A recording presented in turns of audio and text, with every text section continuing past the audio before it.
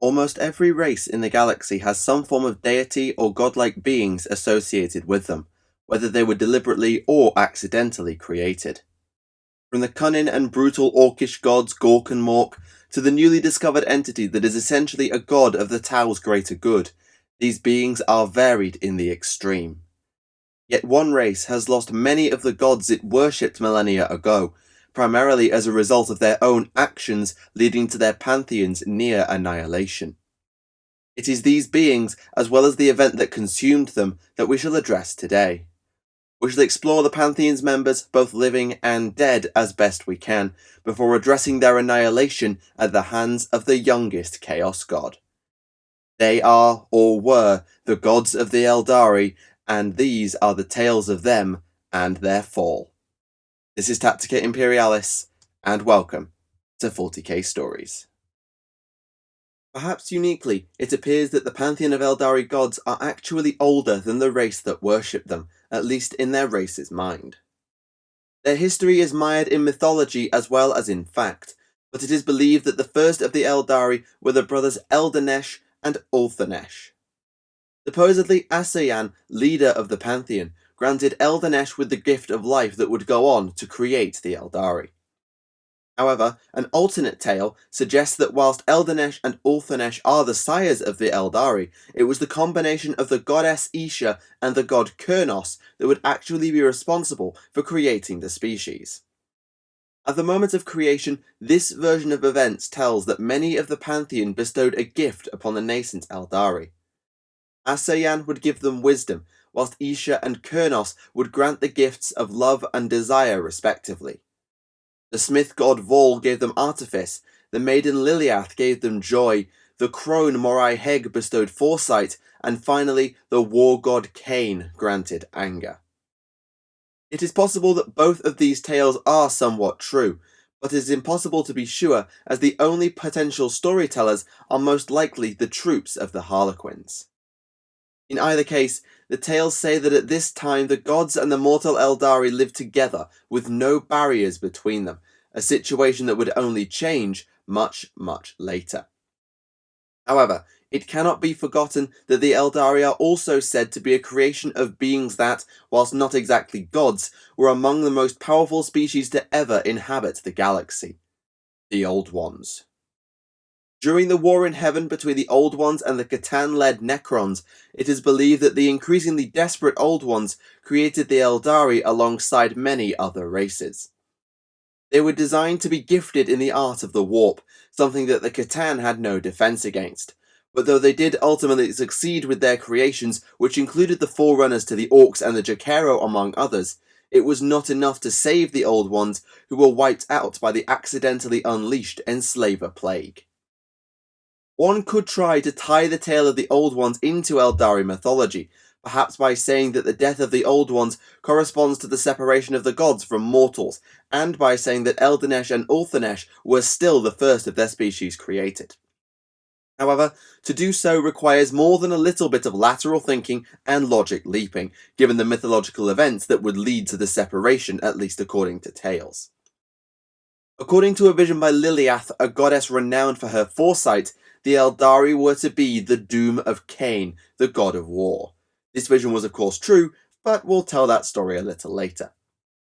In an attempt to see off this future before it came to pass, Kane went on a bloody murder spree against the Aeldari, or at the least planned to, appalling even the impassive Asayan enough that the leader called it off.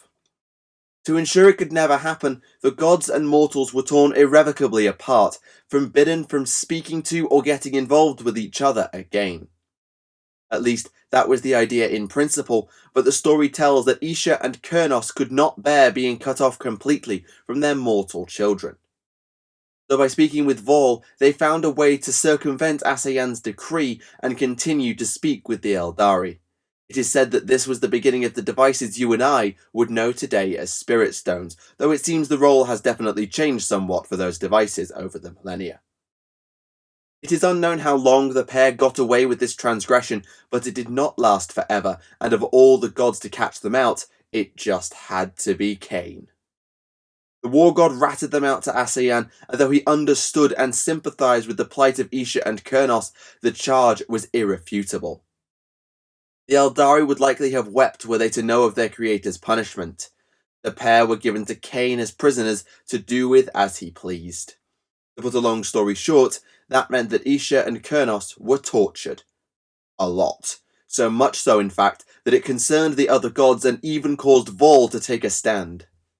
Kane was actually willing to relent to the Smith god's pleas, proposing a trade of 100 swords, which would be expertly forged because, well, they were made by a god, for the prisoners. All agreed to the deal, but came up one sword short on deadline day and was forced to try and sneak a mortal and thus vastly inferior sword into the pile to appease the war god. It worked for a time and the prisoners were released, but eventually Kane caught on to the deception and he was mad. This kicked off another event known as the War in Heaven, which is, as far as we know, entirely unrelated to the one involving the Old Ones and the Catan. Seriously, Aeldari, get some better war naming conventions. Though the Aeldari were caught up in major civil wars around the time of Kane's war on Vol, a reflection of the strife between their gods as Eldanesh and Ulthanesh went from estranged to outright hostile, it was likely naught compared to the War in Heaven itself. Kane and Vol had their factions, but many gods would change sides as the war went on, with only seemingly Asayan staying out of the war completely. Vol would also finish Kane's 100th sword that had been the root of the problem, but rather than offer it to Kane as a peace offering, he would wield his greatest creation against the war god in an attempt to win the fight. However, this was to be a fruitless endeavour, as one amazing sword cannot change one's skill with it, and so Kane still won out as the superior fighter. The Smith god lost the war, with Kane maiming him badly and chaining him to his own anvil as punishment for his deceit. But the War in Heaven itself had one more chapter, as the Falcon Falcu, apologies for pronunciation, was able to take the 100th sword Anaris the Dawnlight and bring it to none other than Eldanesh. Though it had likely broken Asayan's decree again, it allowed Eldanesh, supposed greatest of the mortal Aeldari, to take up Vol's mantle and take the fight to Kane. Mortal and god squared off in combat, but if a god-wielding Anaris couldn't beat Kane, then what chance did even the greatest of mortals have? To his credit, Eldanesh fought well according to the stories, but he lost and was crushed by Kane. It was this incident that caused Kane's hands to perpetually drip with blood, gaining him the nickname of the Bloody-Handed God. It was only after Eldanesh's death and the reunion of the warring Aeldari in response that Asayan finally intervened, calling the war off and demanding its end. Kane submitted willingly, satisfied with the vengeance he had meted out on Vol, and for millennia the affairs of gods and mortals seemingly carried on as normal. Whether Isha and Kurnos were able to continue to speak with their children is unknown, but I do not doubt that they would have wept as the millennia passed and their race began to change. Following the end of the War in Heaven, the one between the Old Ones and the Catan in case you're struggling to keep track, the Aeldari became the dominant race in the galaxy with their masters dead and their main enemy the Necrons in hibernation. At least at first, they did not sit idle and waste this opportunity, and they built an empire that would last for thousands, perhaps millions of years. The history of the Aeldari Empire does not seem to involve the gods overmuch, if at all, which would make sense given the barrier between gods and mortals imposed by Asayan. It is thought that the gods were still there, mind you, being worshipped and inhabiting the warp which at this time was far safer than it is today. In truth, very little is known of this long golden age for the Aeldari, but as the years went by, the galaxy-spanning empire began to rot at its very core. Trying to date the beginning of this is rather tricky, but once the Aeldari had conquered the galaxy and built a supposed empire of 10,000 systems, well, they got bored. Automation and constructs oversaw all war and industry, and despite the warnings apparently given by the Old Ones, the Aeldari began to give in to pride and arrogance. With all the time in the world to explore their own wants and desires, it was only a matter of time until things turned dark in the Aeldari Empire. Around M19 to M24, the worship of the classic pantheon began to diminish, and worship of lesser powers known as the Dark Muses began to increase in their place. These beings were not strictly gods, perhaps instead being ancient figures that passed into folklore, but they came to be associated with the sins and vices of the falling Aeldari, especially in the port city of Commorragh in the Webway. Alongside or separate from the Dark Muses, more and more cults began to spring up, especially in the core of the Empire in the northwest of the galaxy, what we would know today as Segmentum Obscurus. Excesses were indulged without limits, and sadistic acts of violence became more and more common. To the roar of crowds, the streets ran red, and it all began to fall apart. And all the while, deep within the warp, these excesses of the Aeldari fed a nascent, sleeping entity. There were those who could somehow see the way the wind was blowing, and they made their escape as best they could from the doom that they could foresee. The most vocal opponents were dismissed as naysayers and fanatics, but they stuck to their guns and made their escape from the main empire. Becoming known as the Exodites after the exodus they undertook, they would find their way to the furthest flung worlds they could find in order to ride out the oncoming storm. Others would find their way to the titanic ships known as craft worlds, using them perhaps as a softer form of escape, but still getting away. These groups, at least those who survived, would become for the most part the Asayani, the craftworld Eldari who seek to restore their race and perhaps save it from the fate that was at this point looming. And then it all came to a head in M30, toward the end of what humans would know as the Age of Strife. The entity that had been fed by the hedonism and excess of the Eldari was finally awakened and birthed, and its name was Slaanesh, the fourth of the Chaos Gods, and known to the Eldari as She Who Thirsts. Unfortunately for its creators, Slaanesh awoke not with a whimper, but with a roar, a psychic scream so powerful that it would clear many of the warp storms that had blighted the galaxy and pave the way for the Emperor of Mankind's Great Crusade. The effect on the Eldari was horrifyingly destructive, and untold millions, if not billions, were killed almost instantly. This was the fall of the Eldari, and it would change the fate of the race potentially irrevocably forever. In the former heart of the Eldari Empire, the permanent titanic warp rift known as the Eye of Terror would emerge, perhaps only kept in check by the Necron pylons on nearby worlds like Cadia. The souls of the dead Eldari, usually able to be reborn in the warp in the glory days of the Empire, were entirely consumed by Slaanesh, and the fate of every Eldari that died after the fall would meet the same destruction. Though every offshoot of the former Empire would find a defense against this, the slow draining of their souls by She Who Thirsts was completely unavoidable, especially for the Drukhari in Commorragh. However, if you thought it was bad for the mortal Eldari, it was far, far worse for their pantheon of gods who also inhabited the warp. Either unable to run or to stand and fight their fellow deity, almost the entire pantheon was consumed and destroyed by Slaanesh. Not even Asayan, lord of the gods, could stand against She Who Thirsts, and he was destroyed along with almost all of his peers. Yet there were survivors, to a greater or lesser extent. Kayla Mensha Kane, as he was now known following the death of Eldanesh, went up against Slaanesh and fared somewhat better than most, but was still defeated by the newborn Chaos God. Unlike the other gods, he was shattered rather than consumed, with his shards going on to form the avatars of Kane that inhabit the craft worlds and fulfill Liliath's ancient prophecy of the Aeldari destroying Kane. As for Isha, she was to be claimed by Slaanesh, but it is said that a war broke out over her between She Who Thirsts and the Chaos God Nurgle.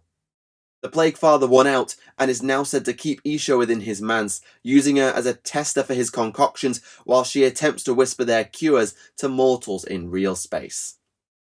The only one to truly survive and carry on would be Chegarak, the Laughing God. Using Kane's duel as a distraction, the great Harlequin hid himself from Slaanesh within the Old One-built labyrinthine dimension known as the Webway. It is said that only Chegarak knows every passage within the Webway, and thus he has kept himself hidden while scheming in turn to destroy Slaanesh. Though they did not exist before the fall, his worshippers and agents, the Harlequins, are likely putting those schemes in place and weaving the strands of fate as best they can to make them come to pass. So did the Aeldari fall and their pantheon die, and the various factions we know today would be birthed to face the new era. So that is the story of the Aeldari mythology and gods as far as we know it, but I wanted to do a quick spotlight on some of the names we've mentioned in this log. First is Asayan, the head of the pantheon known as the Phoenix King. Father of the gods and all living things according to legend, Asayan generally seemed to stay out of the affairs of both mortal and deity alike. That said, when needed to rule or act, he does so with force, erecting the barrier between gods and mortals to stop Kane's wrath after Liliath's prophecy, and then later handing over Isha and Kurnos for defying his decree. It is said that when the Catan waged their war on the Old Ones, that the Aeldari gods got involved somehow. Asayan would face off with the being known to them as Kalis Ra, more commonly referred to as the Nightbringer, defeating but not destroying it by rearranging the suns themselves. Whether this is true or not is unknown, especially given the shattering of the Nightbringer is accredited to the Necrons following the war in heaven like all Catan, but I don't want to rule it out.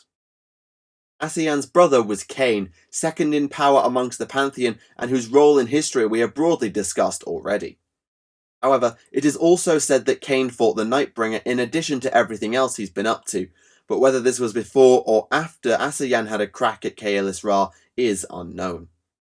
The fight is perhaps the first seed for the fall.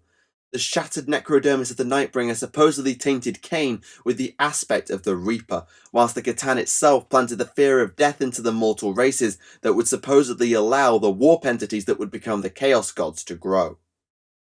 The reason why Slaanesh was unable to consume Kane like the other gods is believed, like Isha with Nurgle, to be due to intervention by another Chaos God, in this case the blood god Khorne.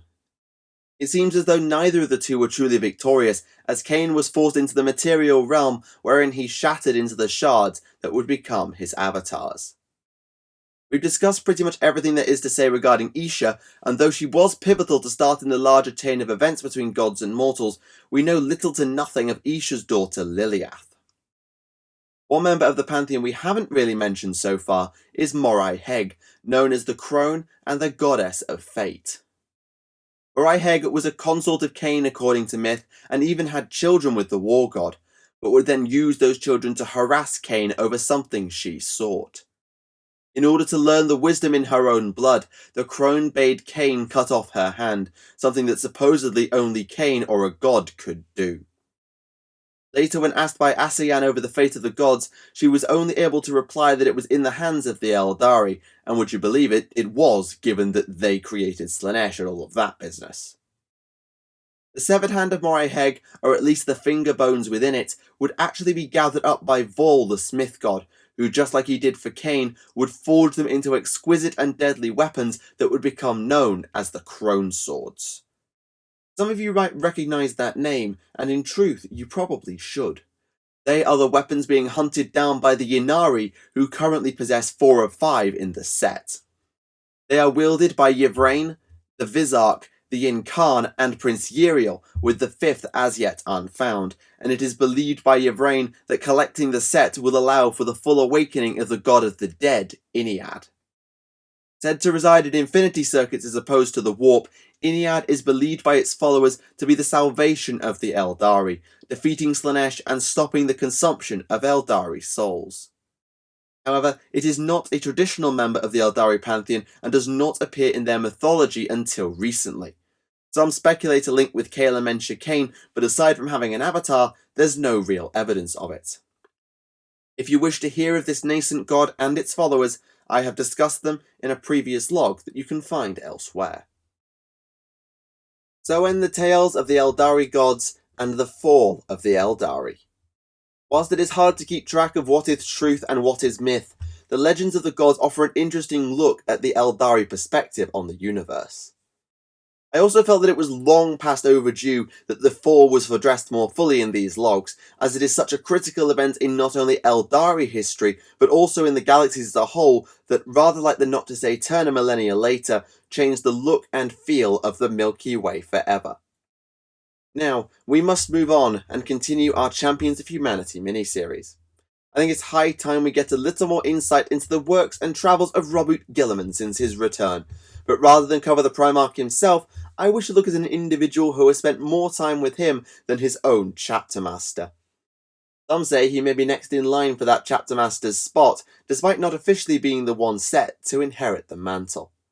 For now though, thank you for watching Tactica Imperialis, and I'll see you all again. Goodbye.